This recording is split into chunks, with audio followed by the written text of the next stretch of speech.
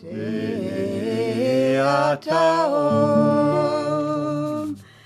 Bekenze, Bekenze Maha Bekenze Ranze Samogate Soha.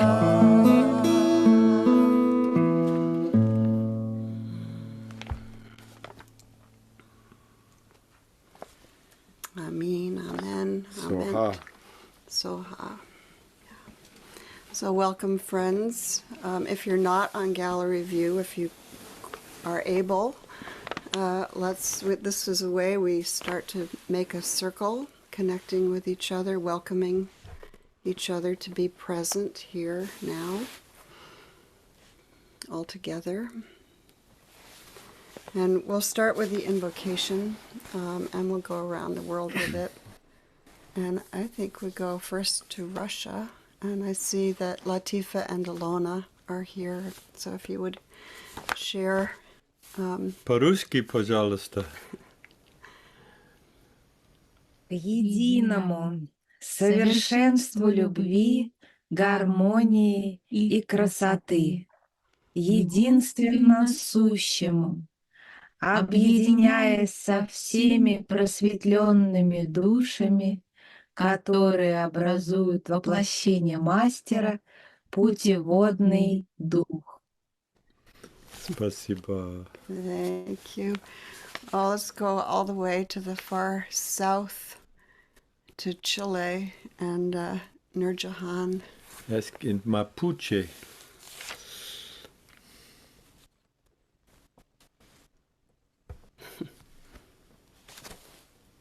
Ikisungemu, Ipoyen, Kimenyelu, Ti Asingen, Tai Shengen, Compelón Xian, Quiñoquelei, Feumaki, Tiguiñoche Filikalel, Tiñisol Piliu. Thank you. I think Ishtar is here, but I don't see you. So Ishtar, if you're here, could you Unmute. unmute? En español, por favor. Okay, if you're not here, how about you, Nurjahan? Can you say in Spanish also? Yeah, thank you. Hacia el uno, la perfección del amor, la armonía y la belleza. El único ser, unidos con todas las almas iluminadas que forman la manifestación del Maestro, del mensaje, del misterio, de la Madre, del Espíritu Guía. Gracias. Let's go to Czech Republic and Patuka. Hi, Patuka. K jedinému, k dokonalosti lásky, harmonie a krásy. K jedinému bytí, spojenému se všemi osvícenými bytostmi, které tvoří vtělení mistra ducha jenž vede. Thank you. Arjuna. In Latvia? Yep. Perfect. Pie vienīgā mīlestības, harmonijas un skaistuma pilnības. Vienīgās būtnes kopā ar visam apgaismotam dvēselēm, iemiesojot meistaru, vadošu garu. Amen.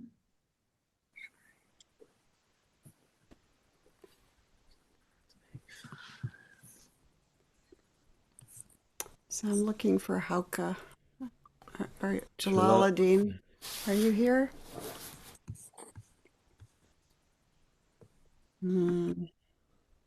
Not yet. Okay. Okay. Another time. In English? Okay, let's go to Murad. Murad, would you share in English, please? Thank you. Toward the one, the perfection of love, harmony, and beauty, the only being, united with all the illuminated souls who form the embodiment of the Master, the Spirit of Guidance. Okay. Bismillah. Ar-Rahman, Ar-Rahim. Thank you, friends, for joining in this class on spiritual healing. We're very grateful to Murad for joining us and sharing from his lifelong experience with spiritual healing. He's a Shafayat in the DHO, he's a Sheikh in the Rohaniyat, he's a teacher and a beloved of our community for a very long time. We actually, Halim and I, go back 50 years with Murad in friendship and Caligari. We played in a band together, the Guru Blanket Band, in the early 1970s. He plays a very beautiful saxophone. But that, I don't know that he's going to play the saxophone today. Today he's going to share. He was in Boston at that time training in acupuncture and oriental healing. And he has made a life very devoted to the service through healing, and we have a lot to learn from him. So with that, welcome, Murad. We are in your hands. Thank you so much for joining us for these 3 weeks. We have 3 sessions together, and we look forward to tuning ourselves with you. Yeah. So, thank you. Thank you, Abraham and Halima, for setting all of this up and inviting me. I'm really, really happy and excited to be here. I'm just going to take a couple of breaths here to center myself with the group here and tune into all of you. So let's all just breathe for a minute here. Just tune to your breath.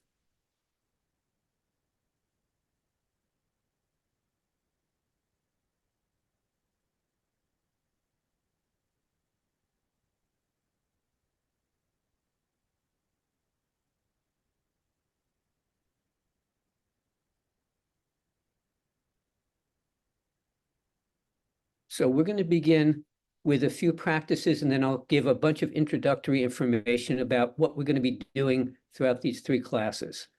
But I always like us to actually be present when we're talking, so we'll do stuff first. So the first practice is what I call letting go of the day and the week. So we want to move from our everyday world, from our world where we are doing things, thinking about things, we have projects, all of that stuff, into a spiritual space, and in this case, a spiritual healing space. So what we're going to do is, with a series of breaths that are essentially the water breath, in through the nose and out through the mouth, with each breath, let go of some part of your world that you don't need for what's going to be happening in the next hour and a half. You can leave it by your shoes by the door to pick up later, any of the projects you're working on, any of the things you're thinking about, any of the emotional interactions that you have that you can let go of. Let's try to let those things go so we can move deep into the internal space. So everybody, please, deep breath in through the nose. And as we exhale through the mouth, letting go. Deep breath in. Letting go. Deep breath in. Letting go. Deep breath in. Letting go. And last one, deep breath in. Letting go. And we'll take a few breaths now, noticing the hopefully more spacious inner world that we're now inhabiting.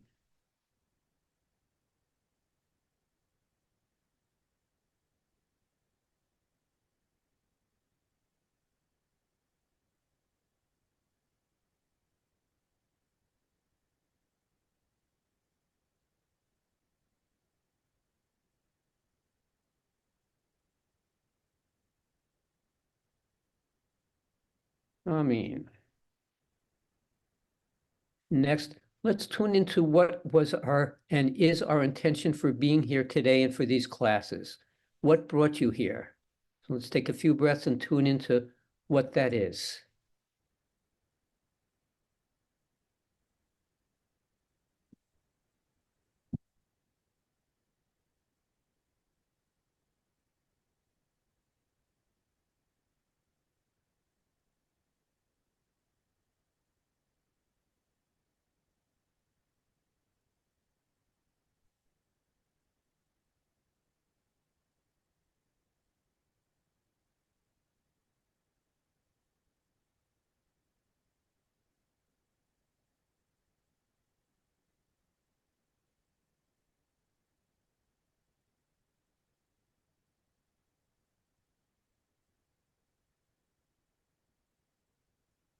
Amen.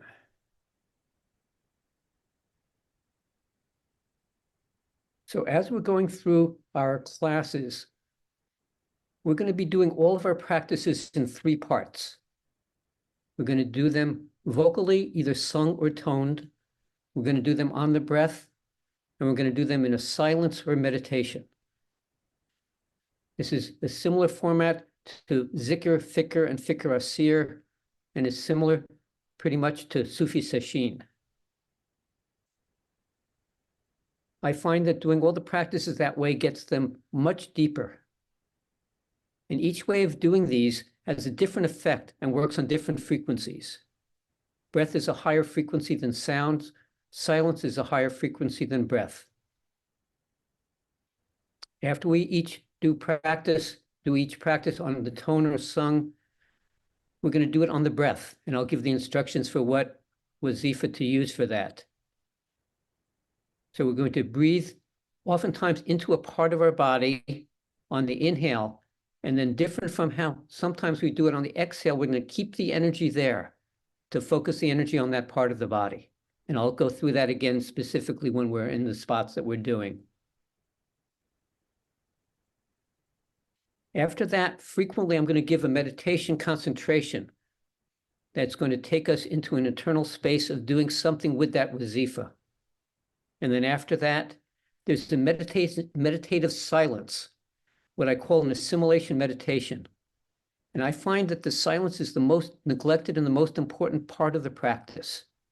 We tend to spend all of our lives doing and doing and doing, and we never spend time being and reflecting and assimilating.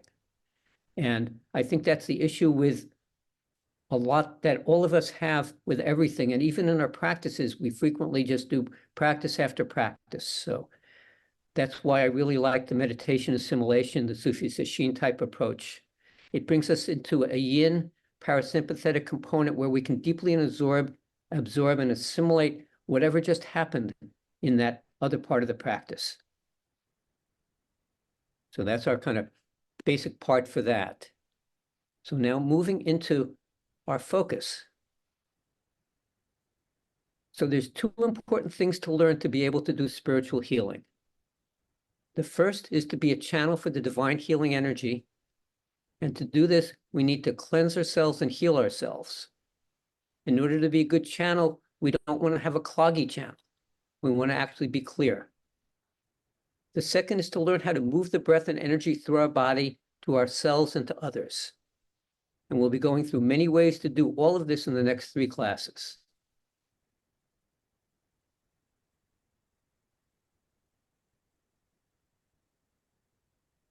So while we're doing our healing work, it's really important that we're a channel for the divine healing, for the energy coming from above below. We don't want to be using our own energy. The way that we work with this, we bring in the divine healing through light coming in from above through the crown chakra and through the life of the earth, which comes in through the feet and the root chakras. And the more we can clear, cleanse, and charge our chakra centers and channels with this divine energy, it can flow through us much better to heal both ourselves and to heal others. So we're going to move into an intention-setting prayer, what I call the healing prayer. So I'm going to say this a few times. So by the second time, I'll say it by myself first and then join me for the next 3 times. And as you're doing it, really feel the words and feel what they're saying. And we're going to do it somewhat slowly to do that. May the divine healing love, light, and life heal us and flow through us to heal all beings. Now with me, please. May the divine healing love, light, and life heal us and flow through us to heal all beings. And again, a little slower, really focusing on each word. May the divine healing love, light, and life heal us and flow through us to heal all beings. Amen. And we follow that with what I've been calling the healing Bismillah, which is the words of the Bismillah with healing aspects. So again, we'll do this several times. I'll do it first and join me. Bismillah Ashafi Al-Kafi. Please with me. Bismillah Ashafi Al-Kafi. Bismillah Ashafi Al-Kafi. And me first here. We begin in the name of Allah, the healer and the healing. Now with me. We begin in the name of Allah, the healer and the healing. Amen.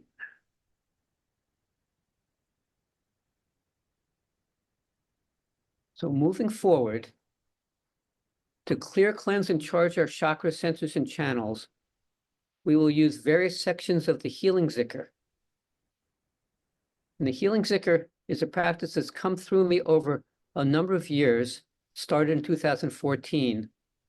And its purpose is really to open ourselves up using prayer, movement, sound, and vibration to open, clear, and charge our centers and chakras.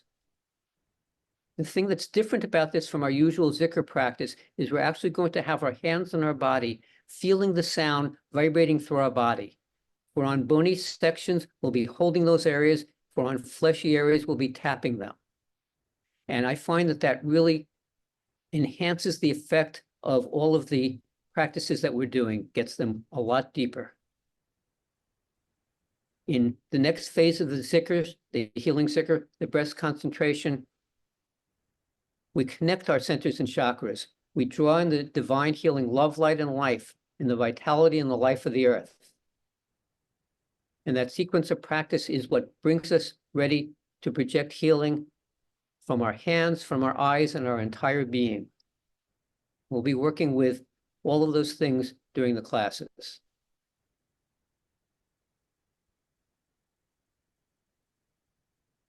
A couple of background things on the healing zikr. It's inspired by the healing ritual of Hazrat Inayat Khan, especially one of the prayers, which is, we most humbly offer thee ourselves to be used as a channel of thy love, light, and life. And for the life, I've been tuning into the life of the earth, for the light, the divine healing light. And the balance of those two I find is very important. It brings in both the yang and the yin, the masculine and the feminine, the balance of those two places.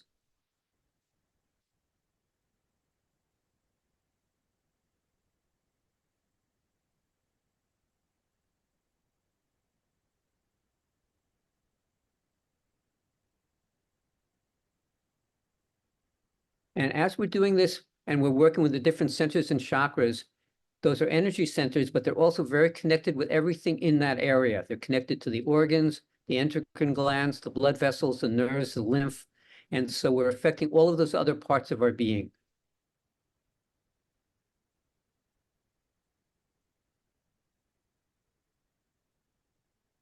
Once we get ourselves cleared, we'll be sending our energy to our hands, to our eyes, perhaps to our mouth. We'll see if that one comes through. And then we can then project that energy that is not our energy that's coming through us towards ourselves to heal ourselves further, and towards others and to the earth and various parts of the earth that need it.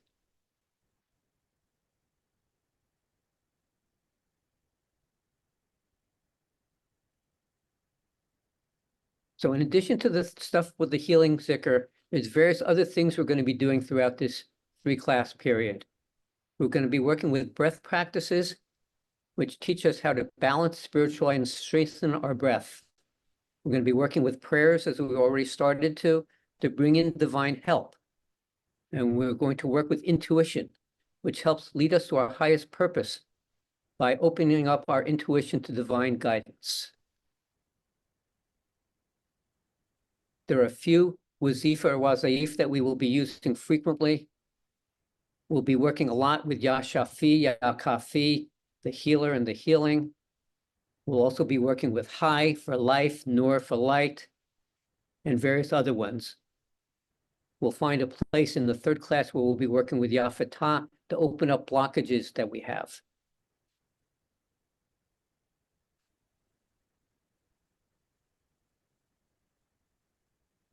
So now that you've heard me talk, we're ready to actually start doing things.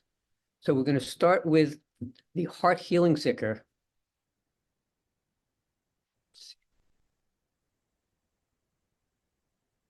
And what this one does, this opens and balances our heart center, affects all the organs we talked about, calms and balances our emotions. And what we do with this is we take one hand, put it directly over the other hand, bone to bone, palm chakra to palm chakra. We put both of those on the center of the bony part of our chest or sternum, or as close to that area as we can get, so that we're feeling the vibration in our rib cage.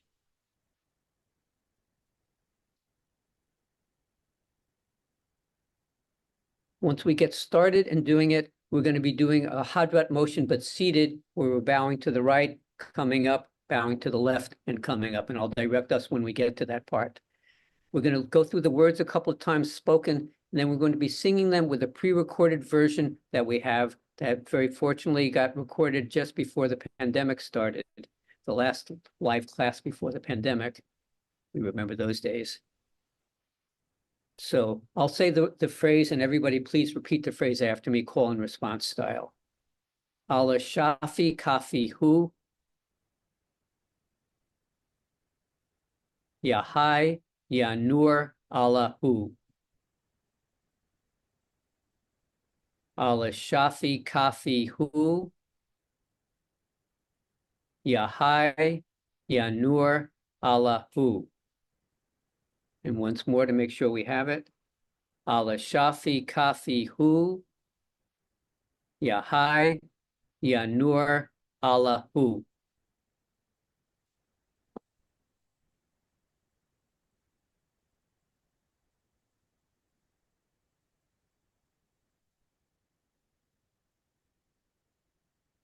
Here we go.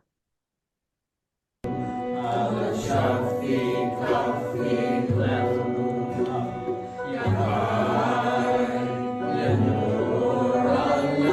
Right, left, right, right, left. Starting movement. Right, left. The words are in the chat if anybody needs it.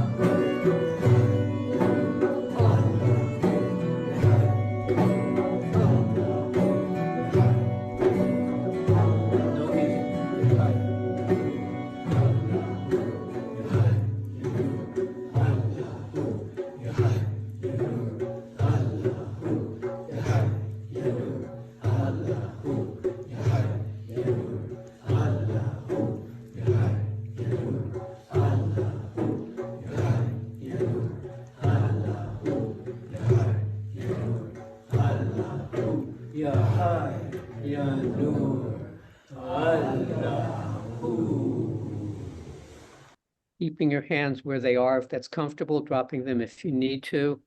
On your in-breath, Ya Hai, Ya Nur. On your out-breath, Allahu.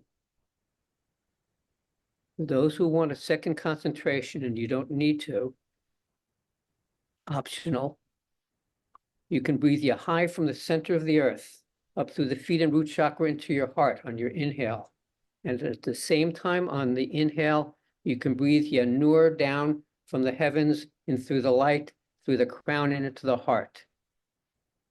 On the exhale, Allahu, keeping that energy in the heart center. Inhale, Ya Hai, Ya Nur. Exhale, Allahu. One or both of the concentrations or whatever parts feel comfortable to you.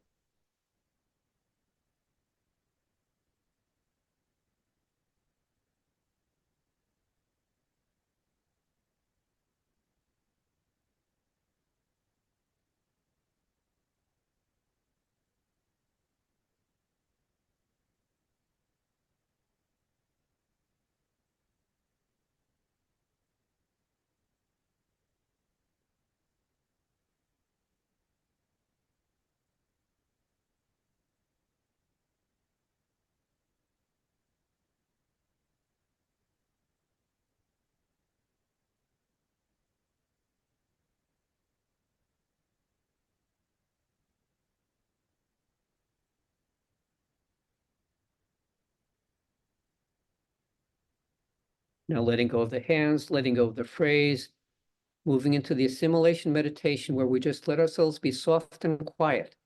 Let all this energy flow deep into all the cells of our beings.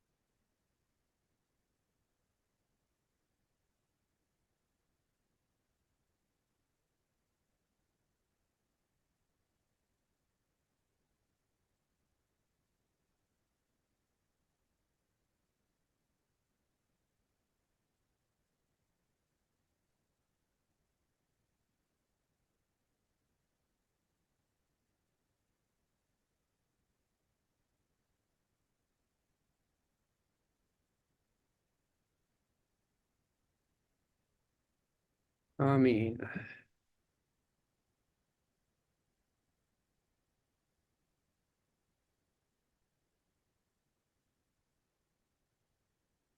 So now we're going to work with some ways of keeping our day-to-day energy a little clearer. When we interact with another person, psychic cords connect from one of our chakras to one of their chakras. Right now, you guys are understanding me, so there's all these cords going from your third eye to my third eye. And cords connect us to our loved ones also. In an appropriate interaction, the cord disappears as soon as the interaction is over. So when I finish talking about this, all of those cords will just drop away. However, in situations of neediness or when a relationship has ended, the cord can continue to exist and transmits energy from one person to another. Most of the time, this is inappropriate and can drain one of the people. What we do for that is an exercise called cord cutting, which is a very good way to disconnect these cords.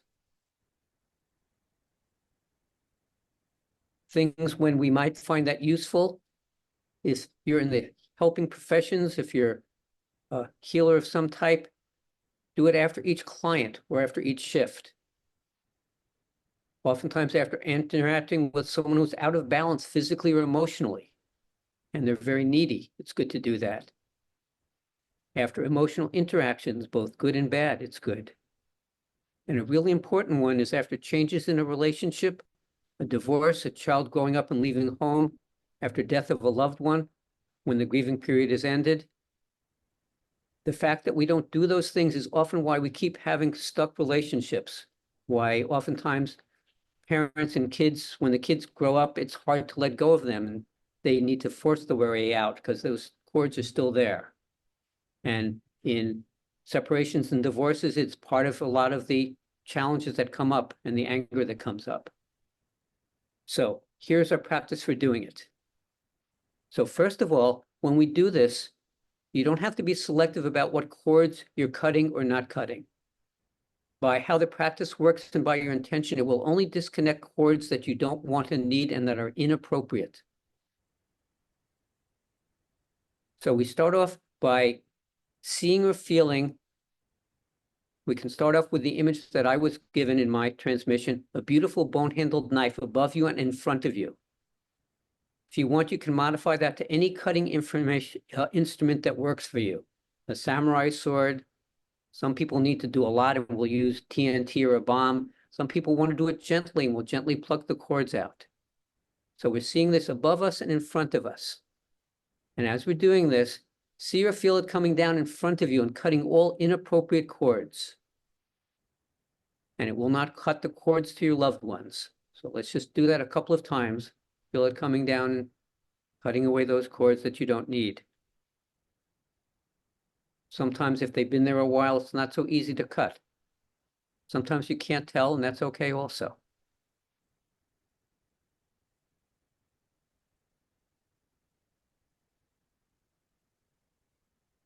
Let's do the same thing behind us.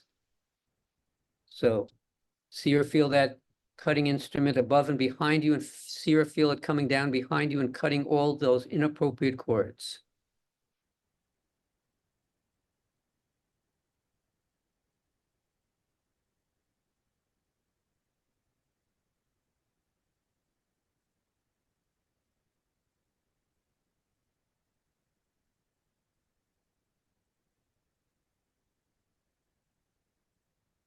Now, sometimes some people are aware that where the cord was, there's now a little hole in your auric field. If you happen to notice that, you can beam it closed with golden light or sew it up with golden thread.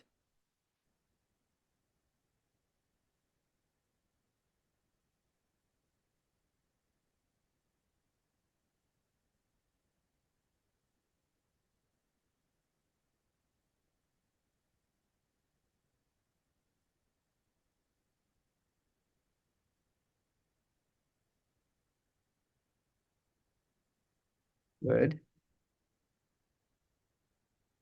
And when we're done with that, let's feel a taproot going down from our feet or root chakra down into the earth, as deep into the earth as we can, all the way to the center.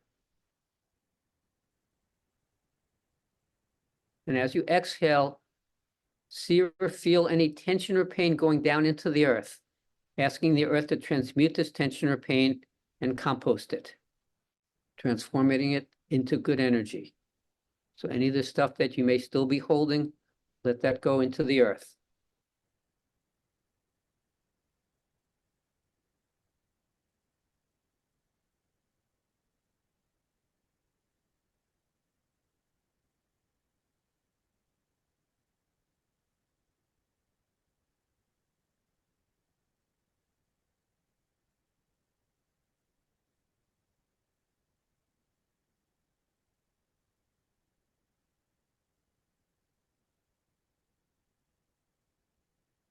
And once you've done enough of that, sometimes it takes a lot and multiple times of doing that to really clear all those emotional pieces. So on our inhales, let's breathe the nurturing, healing energy of the earth up into your body, into all the places that need it, filling up your body and auric field with the healing life of the earth.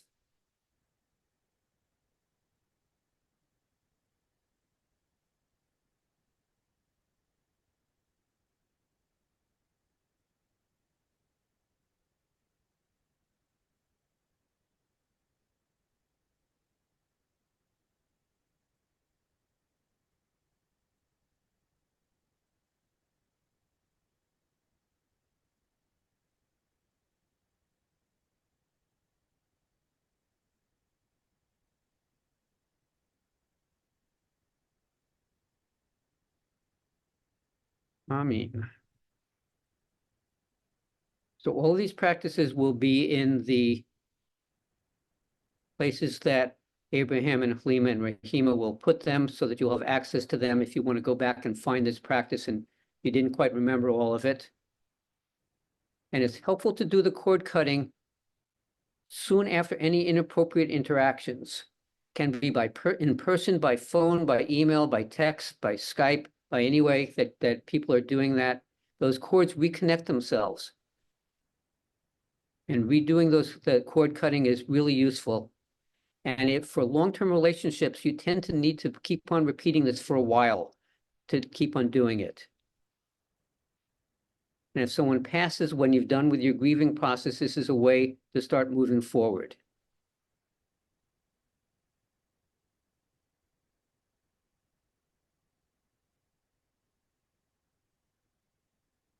And part of the reason why you need to keep on doing it, even if you're not interacting with the person, is because psychically, they may notice that the cord's not there, and they may reattach it. I remember my wife and her father, who passed away a number of years ago, but before he did, they were really, really psychically connected, and it was a little too connected.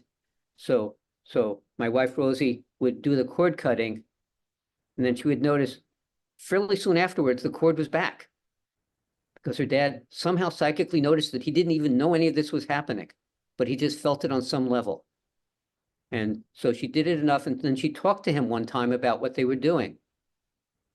And after that, the cord stayed away. So really, really useful practice.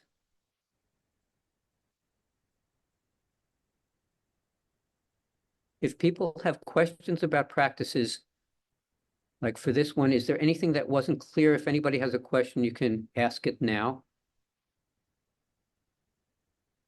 The little hand thing, and I'll see it.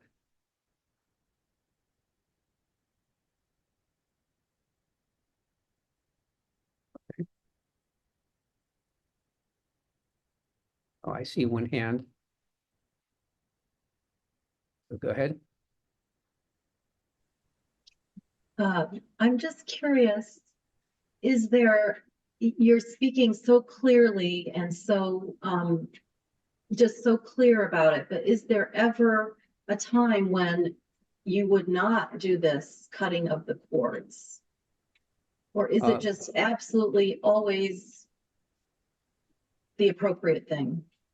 Well, it's a very good question. I find that everything really works better if you tune into your own intuitive guidance. So There's no absolutes in anything from how I look at it. You always want to tune in and see what feels right to you in the moment. And if it doesn't feel right for some reason, then you don't want to do it. But most of the time it's going to be appropriate. Some people are not ready to do it. And when we're talking about relationship shifts or letting go of a child, sometimes people are not ready to make that change and let go of that cord because they feel they want to hold on to it, and that's fine until they're ready to let go of it. So that would be the caveat on it. Almost all the time, other than that, as long as you get a clear yes from your intuitive guidance, then you want to be doing it. Thank you. Yeah, you're welcome. I see Tarana.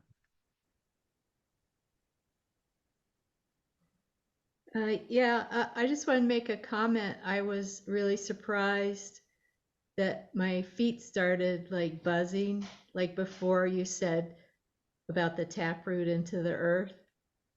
It was like it automatically happened after we did all the other stuff before. Ah, interesting.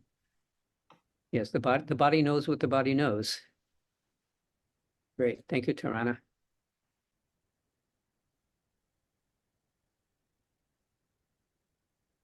Anybody else? And if you come up with other questions afterwards, you can send them in emails. We're going to talk about this later. You can send them in emails and they'll either come up in the class or I'll answer them. So I do want to make sure that everybody really gets all these things and is able to use them to the extent that they want to. So next, we're going to work with prayer again. And we're going to do a version of the healing prayer that we did at the beginning, but we're going to focus it on just ourselves.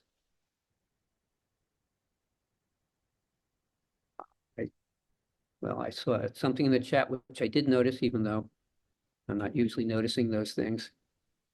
The question was, do we want to picture a specific relationship or situation with each chord? Not necessary.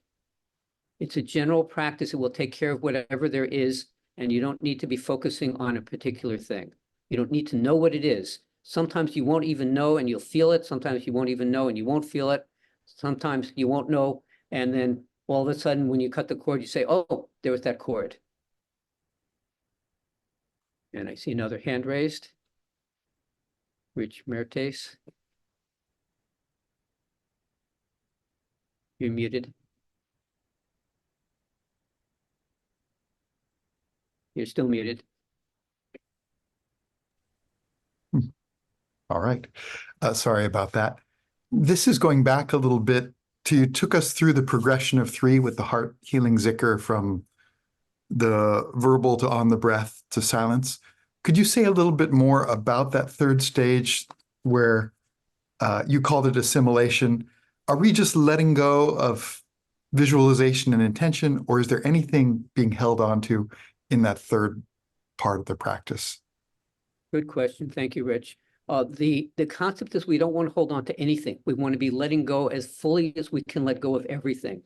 No concentration, nothing with the mind, just going soft, letting the energy flow and do whatever it's doing without our directing or trying to do anything at all. That's the part, just total softness, total openness, letting it sink in.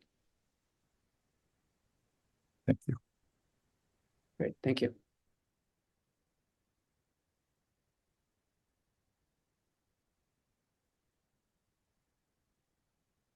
So moving into the healing prayer. So focusing the healing prayer on us, we're going to do just the first part, but we're going to do it very slowly, and we're going to do it with some hand movements and very directed intention. So let's just say the words a couple of times to get them really clear in our minds. May the divine healing love, light, and life heal me. May the divine healing love, light, and life heal me. May the divine healing love, light, and life heal me. So we're going to do it slower now. And we're going to focus on each word and stop at each word and feel them. So when we get to love, we're going to breathe in love from wherever we can feel it, from our surroundings, from our loved ones, from the divine. When we get to life, we're going to breathe in the life of the earth. When we get to light, we're going to breathe in the divine healing light. And then we're going to take that to some part of our bodies and beings that need healing. And we're going to put our hands over that part of our body and breathe with it. Here we go. May the divine healing love, breathe in the love, light, breathe in the light from above, and life, breathe in the healing light, and hands going on your body, heal me.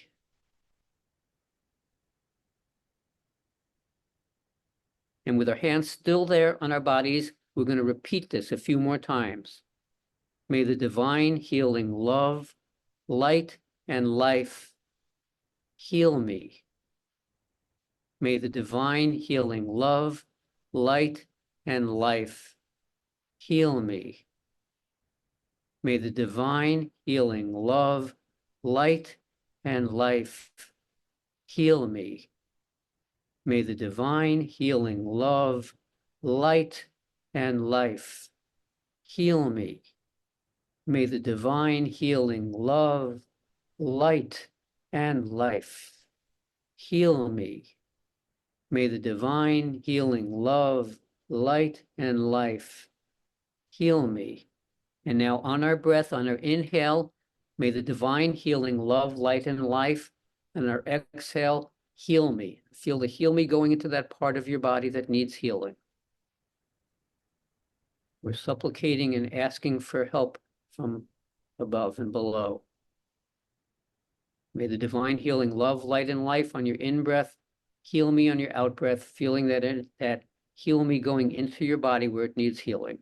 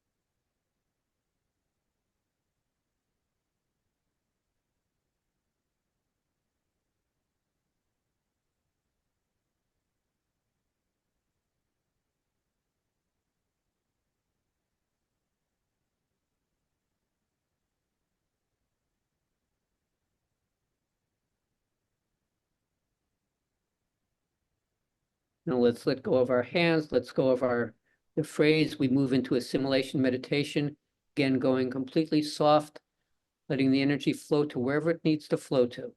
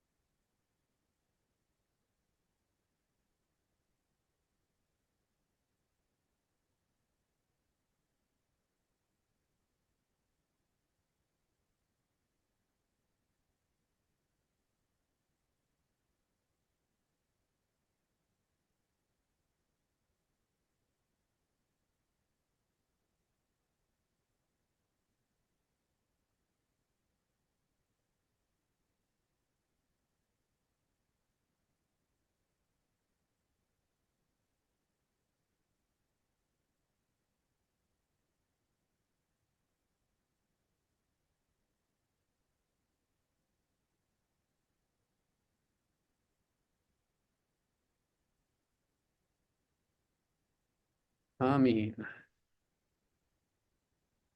Any questions on that practice? You're welcome to raise your hands. Hand raise button.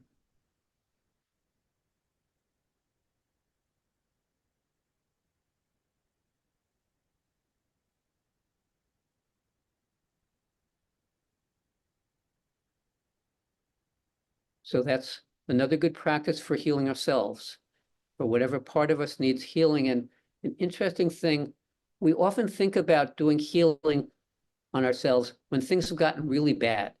When it's so bad we have a headache or we have a big pain, we don't tend to pay attention to it or acknowledge it before that. It's really helpful to do things a whole lot earlier in the process when there's a little tickle in your awareness, like, oh, my shoulder's a little funny, it's not moving right, or whatever it is. And the practices will work a lot better when they're milder. When they're really extreme, it takes really doing it a lot. And you know, there's just more shifting of the energetic that needs to happen, and more shifting of whatever physicality has happened also. So we'll be talking more about that in the second class, about listening to our bodies, and go through a whole focus on that. But this is a little preview of that, to just sort of pay attention. You know, our bodies are our teachers, and they're talking to us, and they're telling us stuff all the time. And we're so engaged in our life, in what we're doing in our minds, that we always ignore it. And then it gets louder and louder messages until all of a sudden we can't ignore it, and then we try to deal with it. But like I said, it works way better and much easier on us if we can start retraining ourselves to catch those messages earlier. Sometimes they're still going to creep up on us, but you'll catch a lot of it easier, and things can be smoother, more chance of things working. And there's a lot more we'll talk about when we get into the listening to the body part next class. Okay, so no questions on that? Good. There was one question here from Luna. Is there a breath focus here? I think this was about the last practice we just did. Is there a breath focus here, like we did the water breath before? Is what? Oh, how to do the breathing. Yeah. Good question. Thank you, Luna. I find that most of the time, I find myself doing water breath in through the nose and out through the mouth for most of these things. The out through the mouth tends to have a very relaxing effect and a clearing effect. It clears out stuff that we don't need and softens things.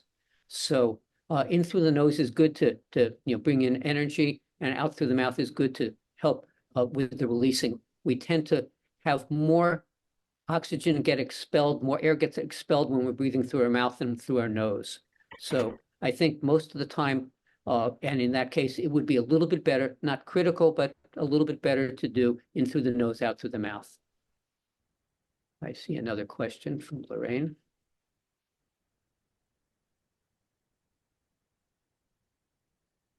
Go ahead. You have to unmute, please. Okay. What about emotional pain? It work for that? It will work for that. And I'm going to just tangent for a second.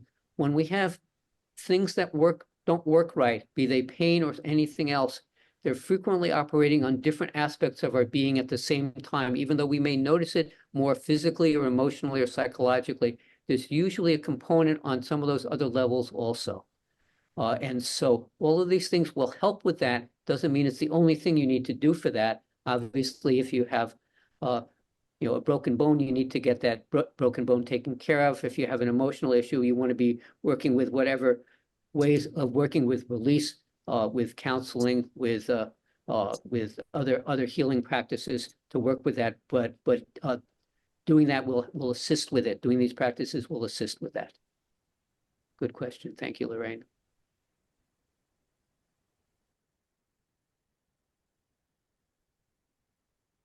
And to Halima and Rahima, I'm happy answering these kinds of questions, so you can let them feed back into me however you need to. I see another one. Ray? Yeah.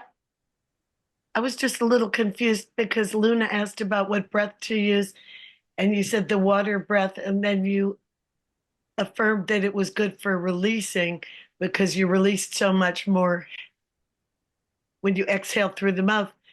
but now I'm a little confused because I think she asked this right after the practice where we were breathing in the love, light, and life, and then we were directing it toward a place in our body.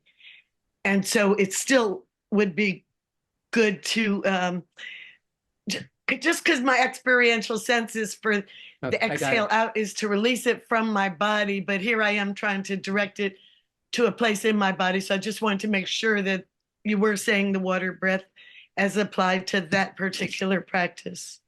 Well, good question. Thank you for noticing that. What I would say is that whenever we're bringing something in, we're also letting something go. Because if there's something not right in that area, we have to release it to let the healing energy come in. And we haven't talked about that we focus on that more in the third class. But again, we have a little prelude to that.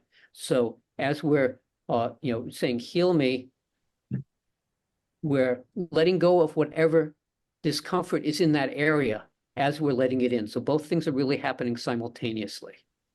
Right. Okay. And if you really want to be very specific, you could stay with your nose while you're breathing it in and stay with your mouth while you release it. I mean, that would be an even more particular way of doing it if you want to, parse it out that way. But really both things are happening simultaneously. Thank you. Okay, good.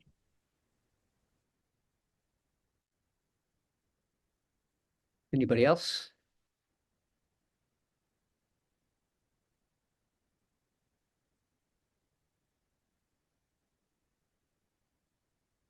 So now we're going to get into the concept of impressions. And Inayat Khan, Hazrat Inayat Khan says in the Gathas in volume 13, mind is a receptacle of all to which it is exposed. Mind is a receptacle of all to which it is exposed. It is like the photographic plate, and therefore all conditions, happy or unhappy, all actions, good or bad, all that is beautiful or void of beauty, become impressed upon the mind. Its first impression is on the surface, and as the impression is retained in the mind, so it reaches the depth of the heart. So we're specifically talking about this point, impressions that we receive over the course of our day that are intense impressions. That can be, we passed a car accident. More frequently, it's the news, all the stuff that shows up on the news. Or we hear of some intense illness or problem that a friend of ours has, and we go, oh my God, or something like that.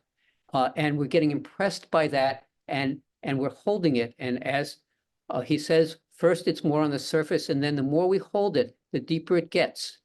So some of this, especially the political things and the news things, especially where they keep flashing the images upon us, they get deeper and deeper, and they start affecting us deeper and deeper and move all the way into our heart so that we get very unbalanced. And we see that really happening with lots of people, in the last several years with all of the controversies in the US and around the world, that people's emotions just really get very unbalanced.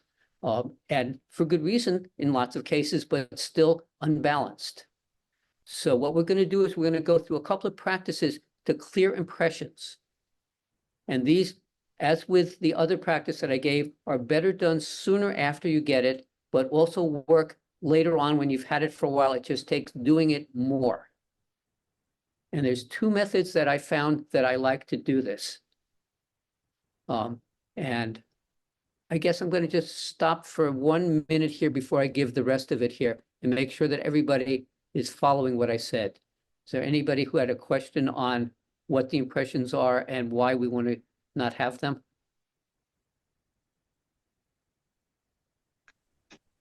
Okay.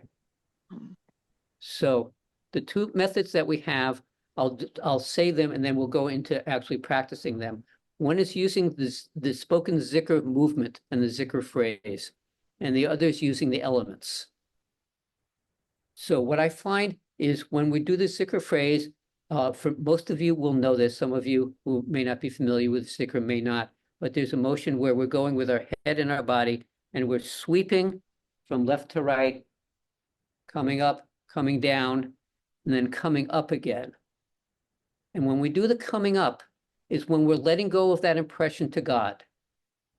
So what we want to do first is, well, actually, let's see which way we go first. So get in mind an impression that you want to let go of.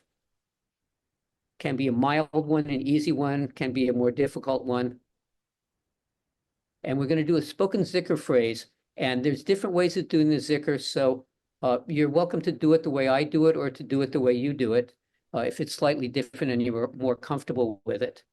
But really what we're doing is we're just feeling that and we have that phrase and we're kind of putting it in a bubble of light. And then when we get to the part where we're coming up and going up, that bubble of light goes off to God for God to take care of it. God, Goddess, the divine, whatever wordage and verbiage we want to use for that. So we're going to do the zikr phrase a few times before we actually work with letting go of the impression. So we want to get the rhythm of the phrase really fairly solid first. So can't be a bad part of the class. We get to do a little zikr together. La ilaha illallahu. La ilaha illallahu. La ilaha illallahu. La ilaha illallahu. La ilaha illallahu. La ilaha illallahu.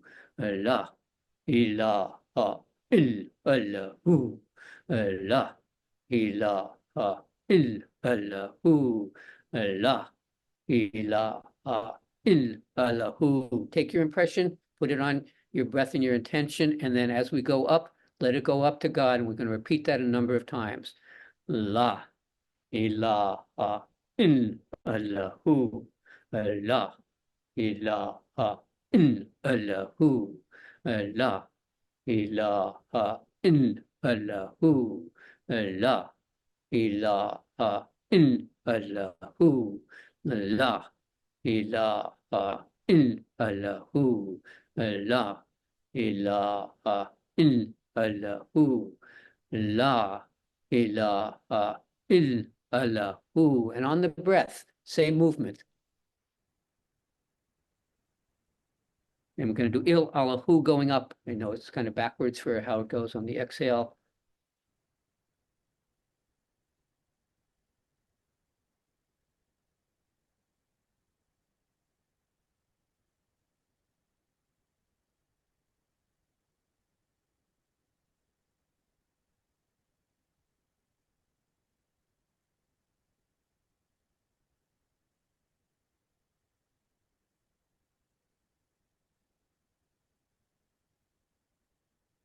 And now we move into our assimilation meditation. Again, letting go of all of the practice, all the phrase, going soft, letting the energy flow to wherever it needs to flow to.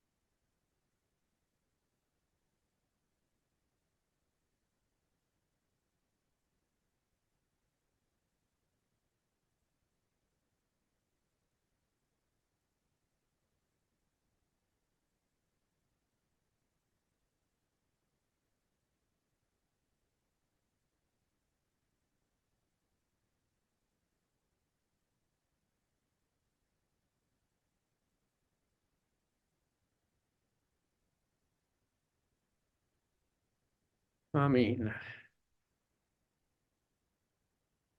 so for any of you who the impressions may not have cleared very well, you can take that same impression and let's just do it again. For those of you who did, let's take a different impression and practice part 2.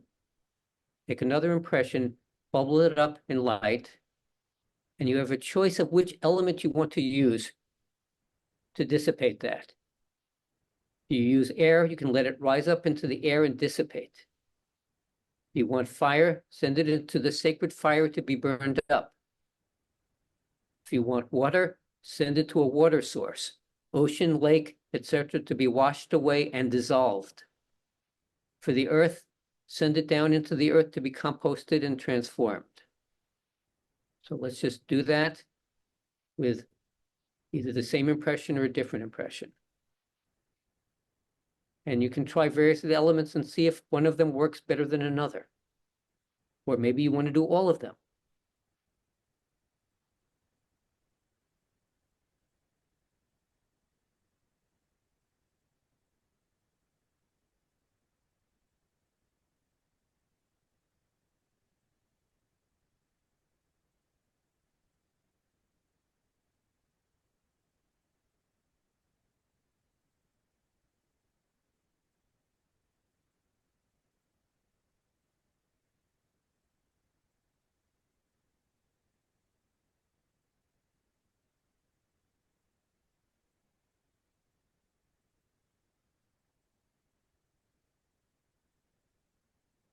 I mean, so questions?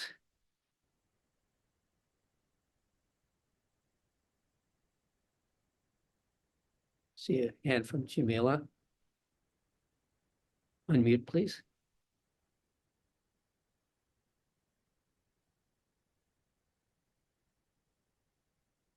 You're still unmuted. Here you go. Okay, thank you. I noticed with the releasing, I had an emotion, and an emotion was anger. And I'm aware of how that kind of makes it more sticky, holds less likely to dissipate. And then element fire seemed to help a little bit, but only a little. There was more attachment to the anger that was getting in the way of releasing. And I wondered if you could comment on that. Sure. Great question. And what happens with this practice and often any other practice is when we do it, it brings up other stuff. Sometimes they're very simple and we can just do those pieces of it. Sometimes it brings us into noticing something as you did with noticing the anger. So that means that you're now aware of it and you need to find some way of working with letting go of the anger. Obviously, some of it's appropriate anger and you want to see what you're ready to let go of, but it's probably more than you need and affecting you in ways that may be more than you want. And so working with various other practices or other ways of dealing with it to let go of the anger and then going back to the practice and clearing the impression again. So it becomes a two-part practice for you. You have to find something, clear it, and then clear the impression also. Good question. Thank you. I see another hand. Lorraine? Yeah, my image was of Gaza victims. And so there was the victims and there's the image of the victims. And I didn't want to burn the victims. I didn't want to put them in the ocean. I didn't want to, I was having a hard time disentangling the actual victims versus the image of them. Good question. That concept actually shows up with questions about the cord cutting part also. So just to broaden that part out. So what we're doing is we're just clearing the impression. It doesn't mean that whatever thing we're aware of doesn't need some other attention. Doesn't mean we don't want to send healing to those Gaza victims or whatever that other part is, but we're letting go of that intense imagery of it as much as we can. And sometimes, as with the last question, you may actually need to do a healing practice for the Gaza victims first and then clear the impression. So again, very similar to the last question, it brings up something and the something needs attending to. So you then work with doing one of the things that we'll be getting to within the class series to send some healing towards them. And then if that feels like it's enough, then you can let go of the impression. Okay, I see some more hands.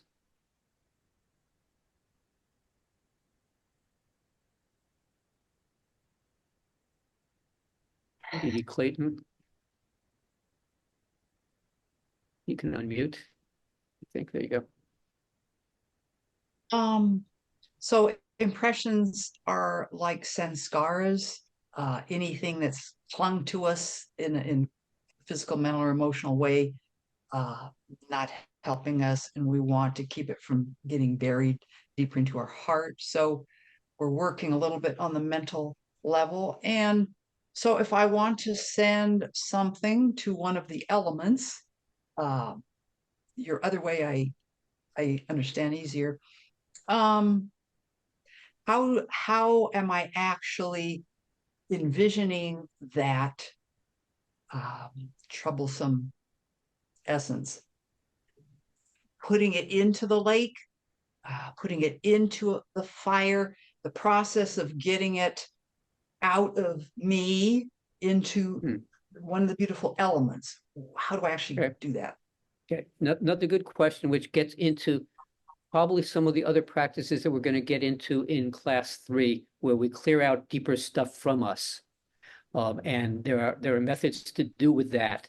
And then you would then do that, clearing it and getting it pulled out of you first, and then clear the more superficial impression. So let me give you a quick way of doing that. So can you tell where in your body you're holding it?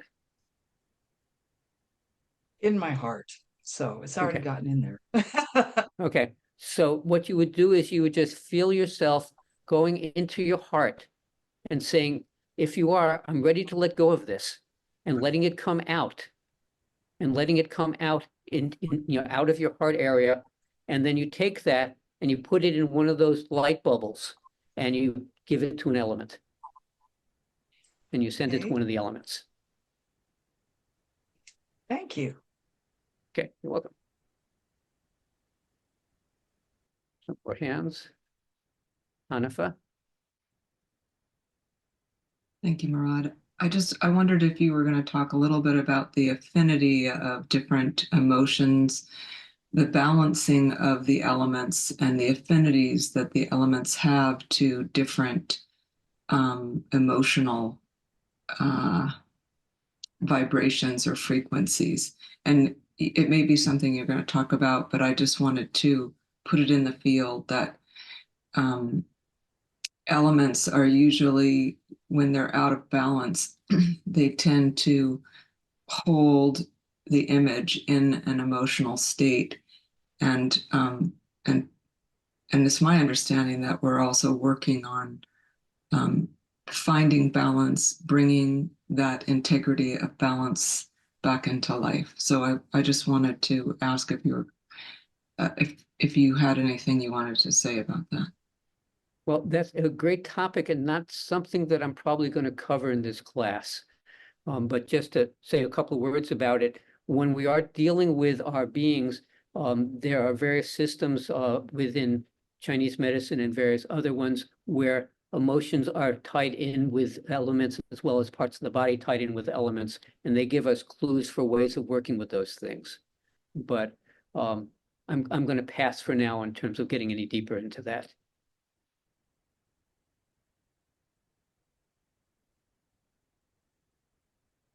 Nuri?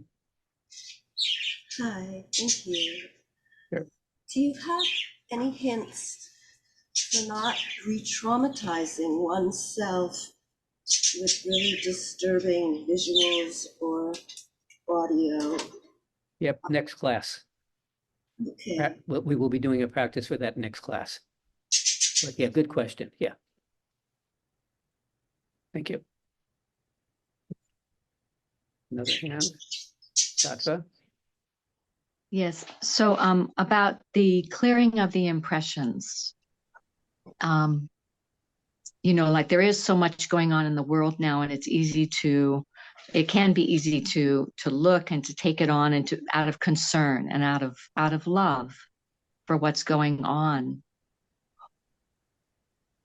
But I'm seeing where this clearing of the impressions helps us become a more open channel.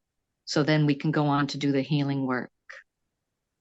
I guess so. My question is it's not, we're not cutting ourselves off from troubling situations.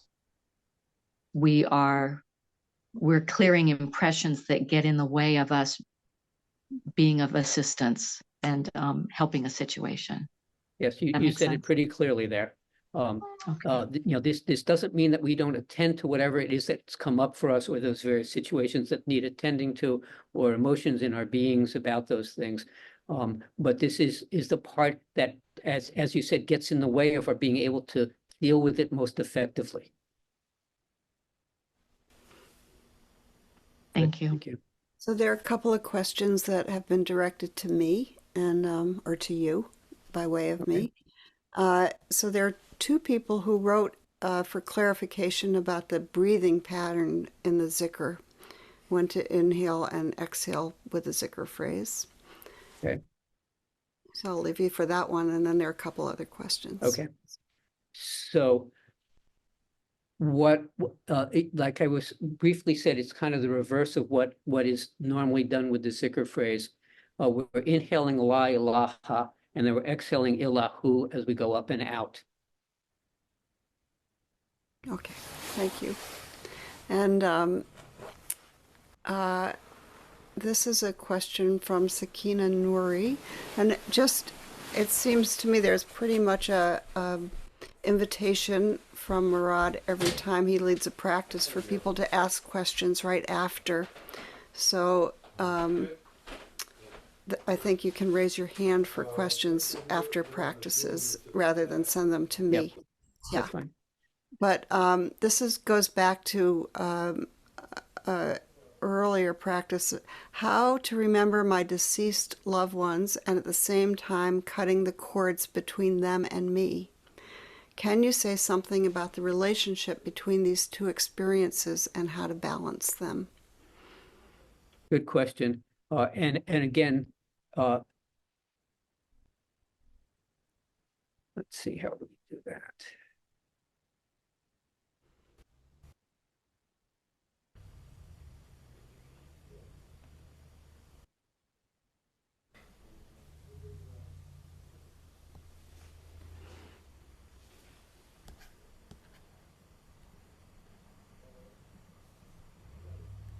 So two things come to me as I tune into that one. One of them is that obviously when people have just passed on, we're generally going through a grieving process. We're not really ready to let go of them. But somewhere later on in the grieving process, we start moving forward.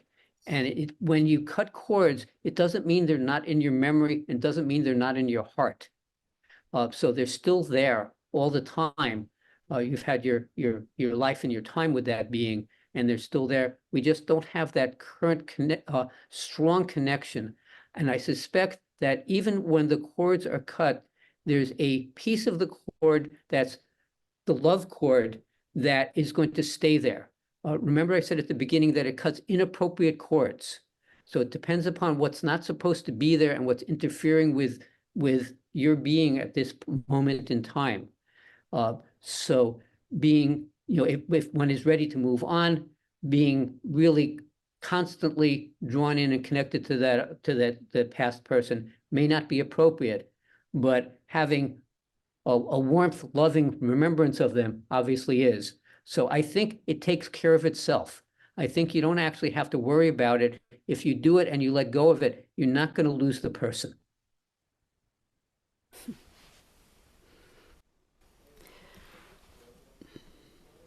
So there's one more question here. Okay. There are two that are kind of connected. So this is about impressions. Is it also appropriate to give the impression a choice to go to God or also to where it came from? For example, a lower world entity. And another person asked about what do you mean by impression? Could you explain? So. Okay, well, let's do the second one first. So it goes back to the an answer I gave earlier in terms of where to send the impression.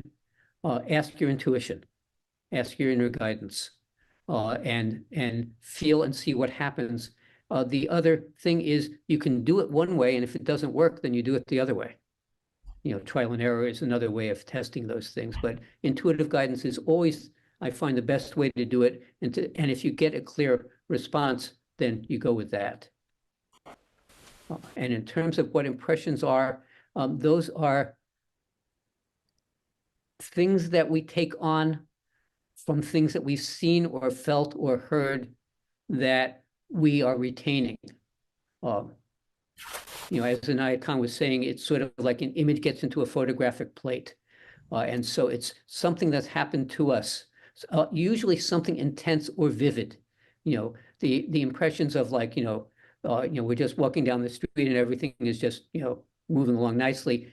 We're taking all of that in, but it's not a deep impression. The ones that are effective are the ones that have a strong impact.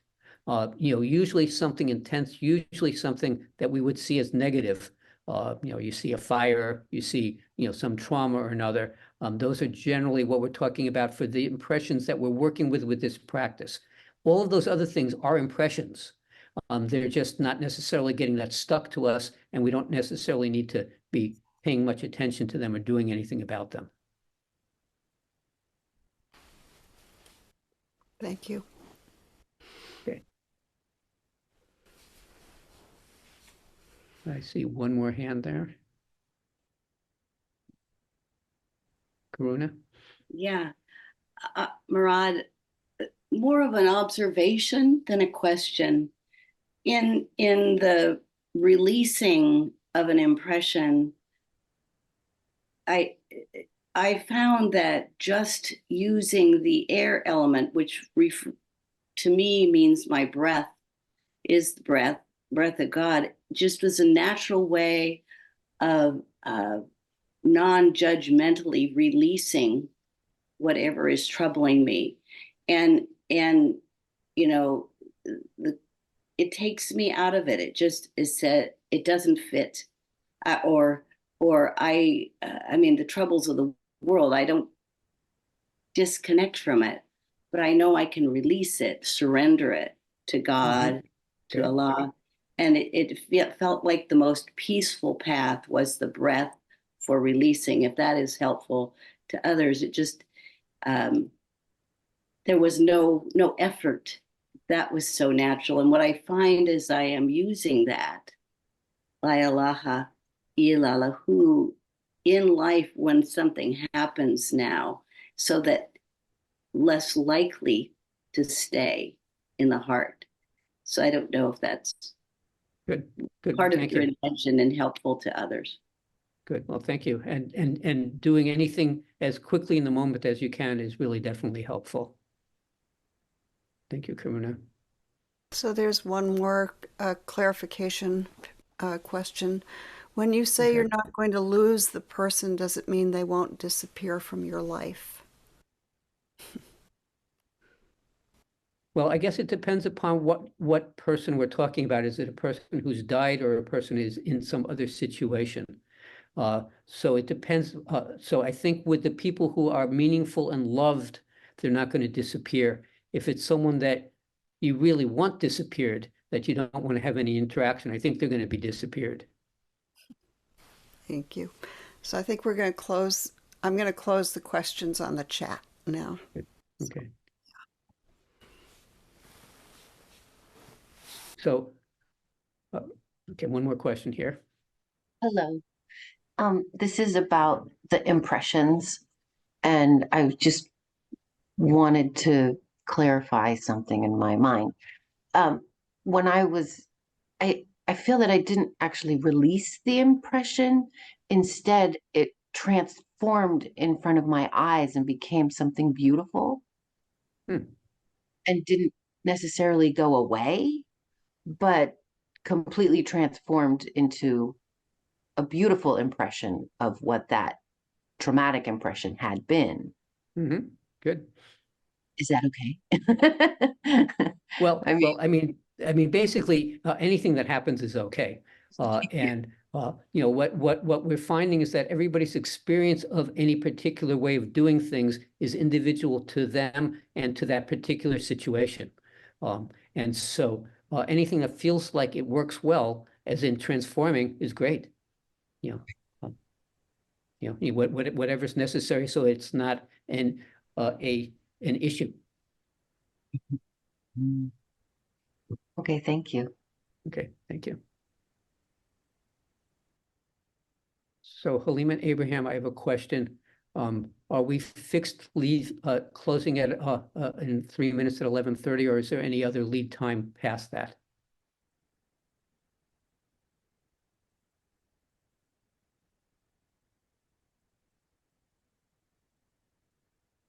You're muted.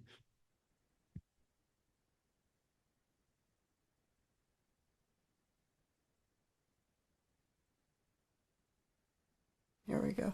Our agreement is that we end at 1:30, but we have been We could go on a little. We have been known to go over a little bit. Use your intuition and your guidance as to what's appropriate. Okay, but there's one more practice that would be helpful to close with.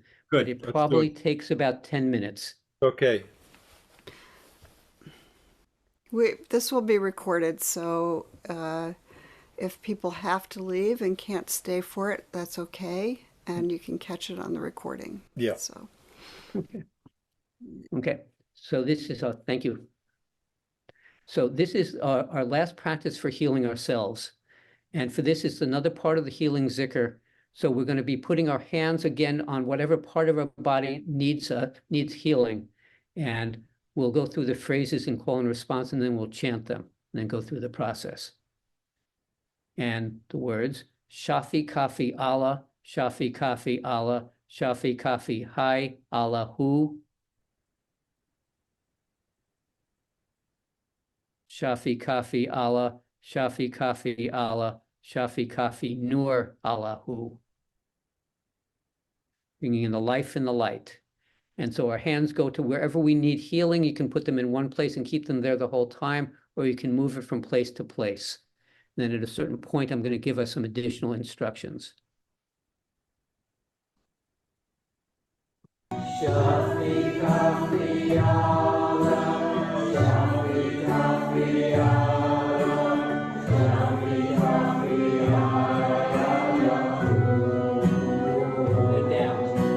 Shafi Kafi Allah, Shafi Kafi Allah, Shafi Kafi Allah. Progress in the line of direction. Shafi Kafi Allah.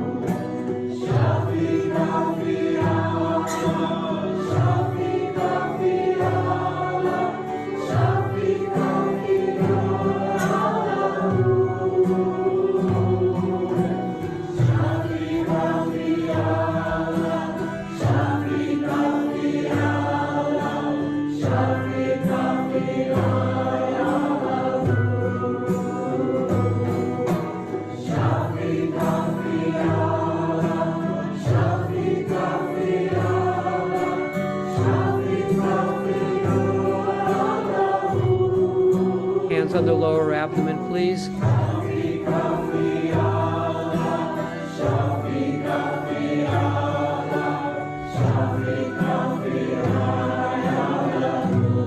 On the upper abdomen.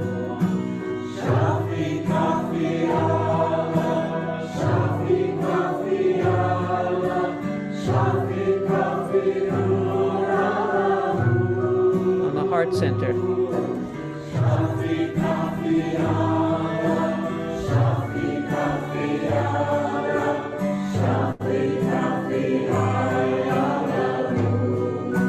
Throat center.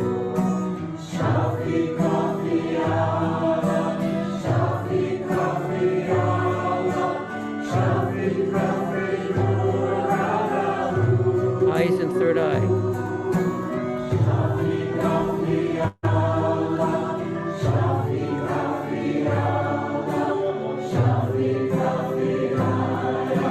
Ears.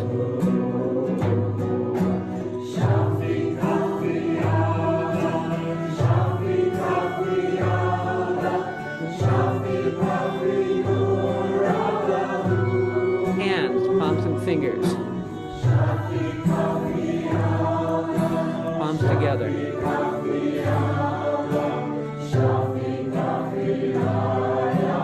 Draw the light down to the crown chakra, connecting all the centers and chakras with light, sending the light to the earth to heal the earth.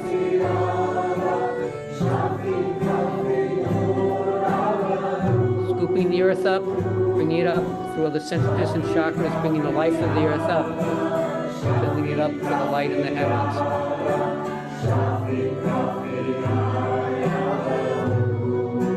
And light down again.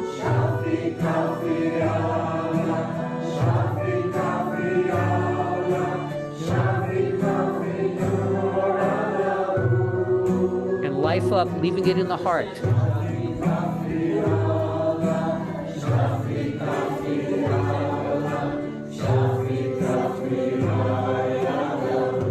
And light down, leaving it in the heart.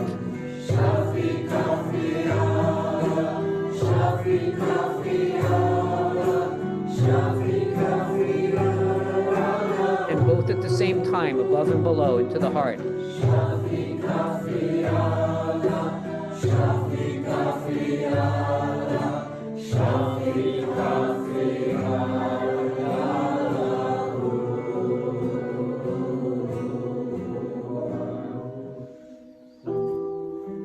Palms together on the center of the sternum, breathing Shafi Kafi Allah on the in-breath and out-breath into the palms, fingers, and heart.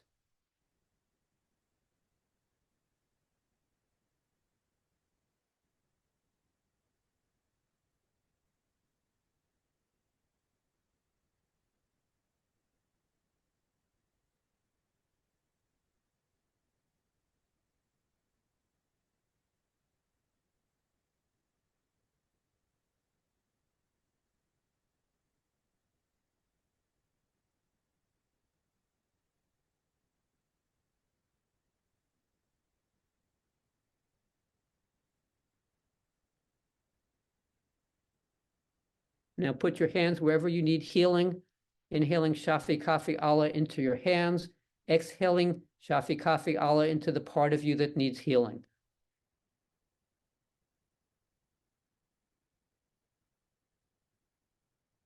If you can't reach it, just imagine that you're doing that.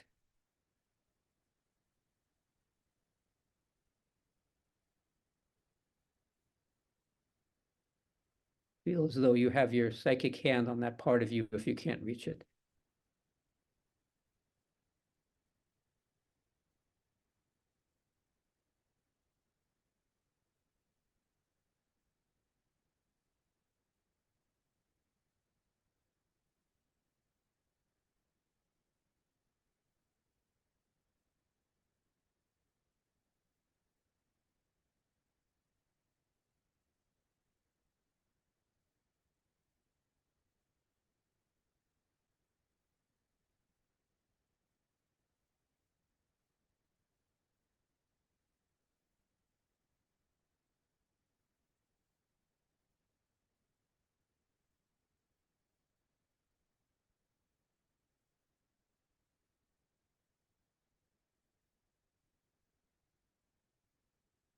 Let's let go of the hands, let go of the phrase. We move into assimilation meditation once again, going soft, letting the energy flow to wherever it needs to flow to, deep in all the cells of all of our beings, all of our parts.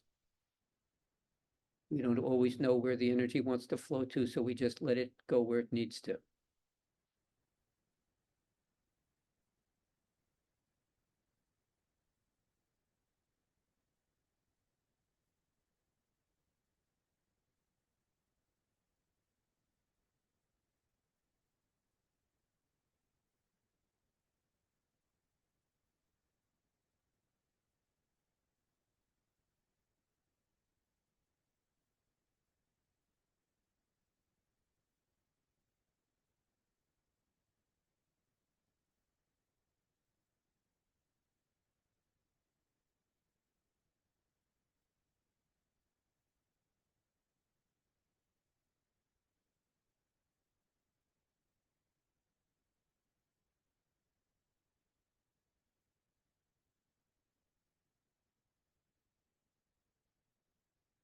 Amin. And that closes today's presentation from me. Thank you all for coming. Lots of these practices will be available in the materials. I do encourage you to pick at least one of those practices that draws you and keep on doing it from now through to next week. And if you have any questions, there's emails. You can contact me through the emails. Thank you, Murad. Thank you, everyone. There is a web hub for this class, and the practices that Murad shared will be available on the web hub, as well as the recordings for this class and the future ones that are coming. And the link to the web hub was sent to you in the letter from Tirana. You got a letter today or yesterday from Tirana. So you have the web hub. Yeah. So let's all go in gallery view. We'll dedicate together. Thank you so much, Murad, for sharing a lifetime of wisdom with us and Beautiful practice. class. Beautiful. Yeah. Thank you. Thank you. Thank you all for coming and being here and being part of it. So let's go on gallery view so we see everybody, and let's dedicate the merit of our practice to all beings and peace. All beings may well. May all beings be happy. So now you can unmute if you like.